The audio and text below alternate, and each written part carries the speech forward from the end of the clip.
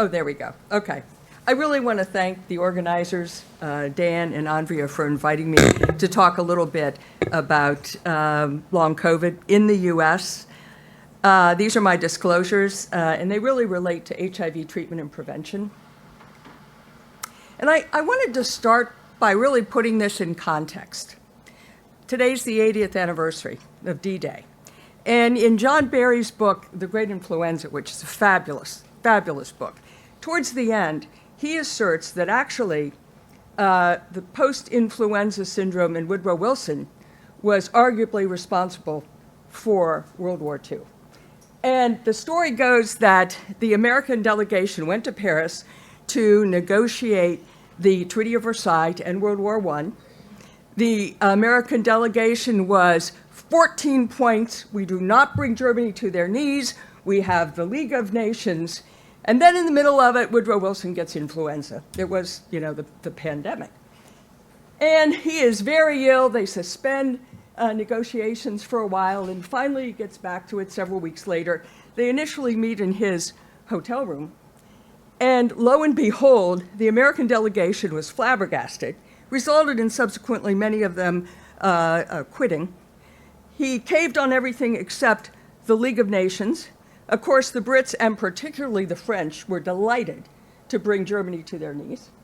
And, that was the story. So as we observe the 80th anniversary of D-Day, I think it puts a point on how important it is to really sort of finally, as humans, understand post-viral syndromes. And I would say it's not only post-viral. There are a lot of post-infectious disease syndromes. You see some of those there, the viral chikungunya, Ebola, and polio, all of which have very particular and unique syndromes.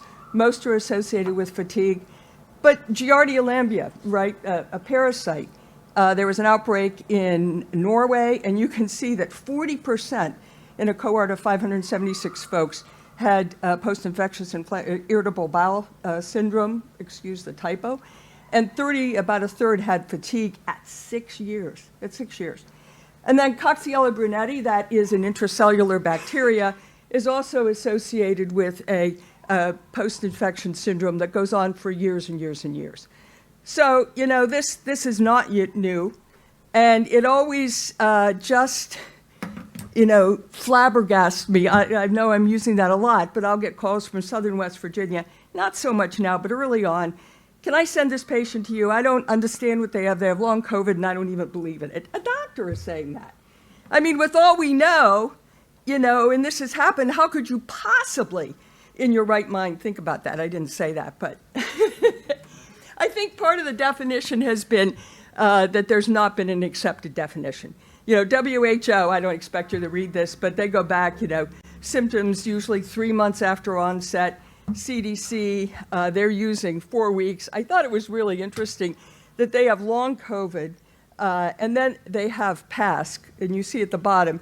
And they said that's a term used in scientific and medical communities that refers to ongoing relapsing and so forth, and it'll be revised in an iterative manner.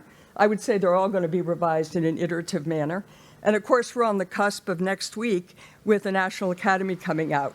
Do I think that'll sort of settle the definition? Probably not, but at least we're sort of moving towards that. So with that as background for the next 10 minutes, I just want to discuss a couple of studies. There are a lot of studies. This is US. This was a study that was published a year ago or so in CID, and it was a population representative survey conducted June and July of 2022. The survey was US, but they used the survey instrument from the UK Office of National Statistics. And they defined long COVID symptoms that were greater than 4 weeks than the initial SARS-CoV-2, and folks had to have a positive test or diagnosis or a home test to sort of qualify. And you can see it was about 3,000 folks. It was mostly phone survey, though they also did 6% online. And as you see in the bar graph, the overall crude prevalence in this population was 7.3%. And I should say, this was folks 18 and over, so there were no kids in this.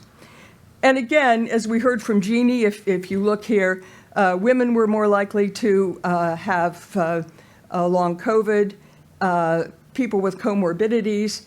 And here, when they looked at some of the vaccination status, if folks were boosted at least once, they were less likely. They actually standardized this by gender and age across the US population. And if you take those prevalence figures, just under 19 million people in the United States would be affected.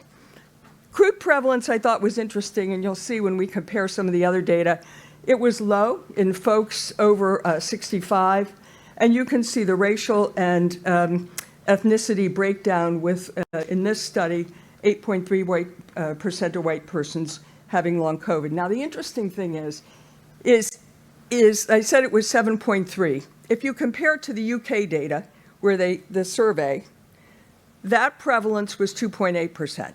But you can say, oh, but they included children, down to the age of 2. If you assume all the kids, and this is not true, and we'll see that the prevalence of long COVID in kids is lower than adults, but if you just assume, for the sake of discussion, that all the children in the United States do not have long COVID, it only brings the prevalence down to 5.4%, which is, still roughly twice what they see in the UK. These are data that really come from the National Health Interview Survey, that is a population-based survey.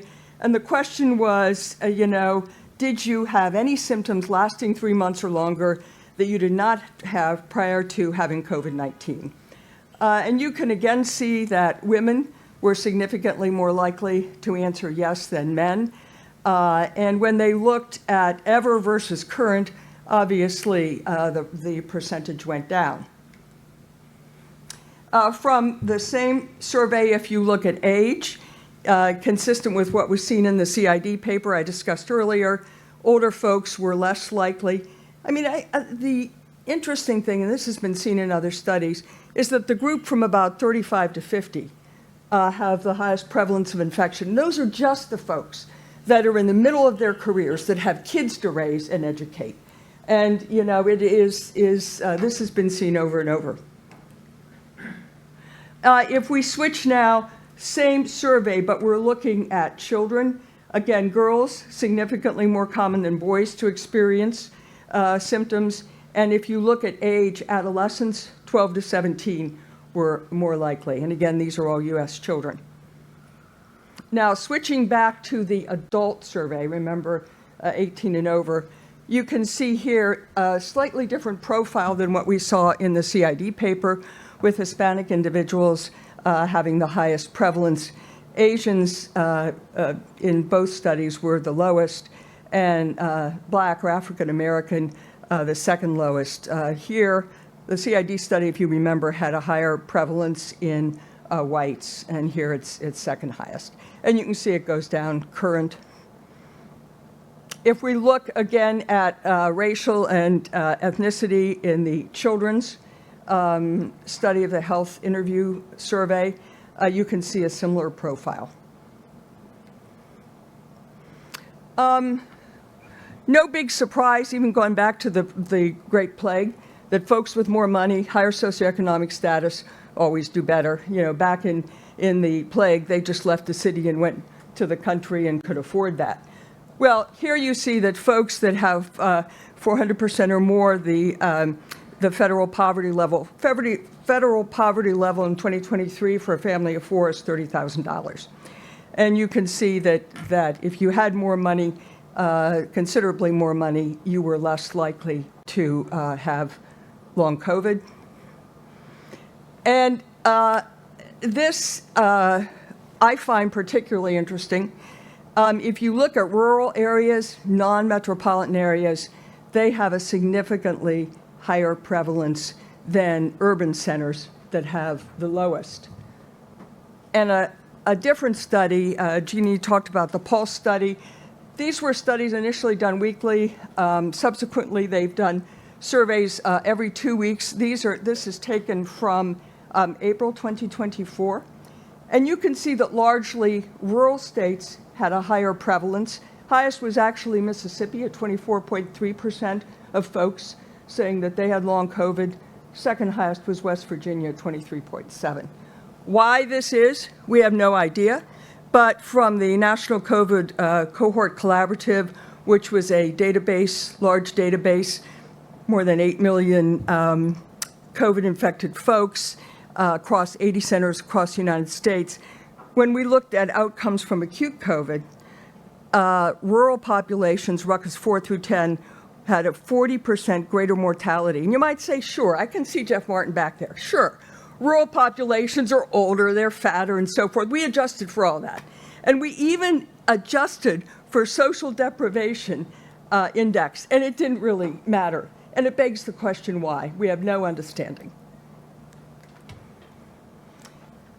This is no surprise, but if you look at individuals who report who have long COVID, 75% have activities limited, 25% really significantly. And you think about that initial study, 19 million, which may well be an underestimate of the prevalence in the United States, and 25% of those people have their activities limited a lot.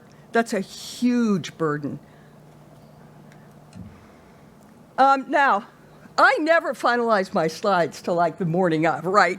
Because particularly in long COVID, man, everything. In fact, the National Academy came out yesterday with the disability thing. They have 200 symptoms. I didn't do a slide on that. But this is the study that Jeannie was talking about from the VA database cohort, which has really given us a lot of excellent data. And you can see, and she mentioned this, that the death, though it levels off after a year, it does continue to climb with a 29% increased risk of death in those that were hospitalized during their acute COVID versus the non-hospitalized, which really after a year flattens out. That was interesting, but I think equally interesting, though, was the disability-adjusted life years, which is really, I think, one of the most, death is bad, but also disability is almost as bad, if not worse. And there's a high burden that persisted in the hospitalized group. Non-hospitalized did much better, but still had significant elevations, particularly due to pulmonary sequelae. And the thing that's so amazing about this is 3 years outcome. We know that over time, the prevalence, we've seen that over and over decreases. But for those individuals that 3 years, there are still significant numbers of folks who are really suffering disability. This is also from the VA database study. This was not 3 years, this was 12 months. And I just wanted to show, we talk about symptoms, but diabetes, you can see the hazard ratio there, and the excess burden is enormous. This was 12 months after. And again, we see the same pattern. It was greater for individuals who were more severely infected, intensive care versus hospitalized versus not hospitalized. So, in conclusion, PASC varies by study. Not a big surprise because there is no agreed upon definition, and there's a broad range of symptoms. And, that really, I think, has made much of the variation, been responsible for much, not all, of the variation in studies. I think we can say PASC is more common among women compared with men, but as we learned, the Recover Adult cohort, there's a paper that has been submitted looking at women. Nora Singer from Cleveland led that, and many folks in here were involved. And it's interesting, you just can't say women. Actually, women over age 55 that were postmenopausal did not have an increased risk. And I'm just going to tantalize you, hopefully that paper will be accepted soon. And, Tori Metz can tell you all about some of the interesting findings in pregnant women, and I'm not going to steal her thunder. More severe acute SARS-CoV-2 is associated with more severe post-infection outcomes. Clearly, I think prospective studies, and Jeannie said this, with uninfected participants will be an important source. But here's the thing that makes me nuts. There's not a single surveillance system that exists in the United States. I think we're on the cusp of the next pandemic. Maybe it's going to be H5N1, maybe it's going to be something else, but it will come. And it seems for all we've learned, and you go back in history, the great influenza pandemic, wouldn't you think that we would set up a surveillance system looking at post-infectious, symptoms and be ready for the next pandemic. I've talked to my governor in West Virginia, who, at least he vetoed the school immunization. They wanted to stop that, and he vetoed that. But I don't know why there's not been the political will. These things are really debilitating. So I'll end there, and thank you.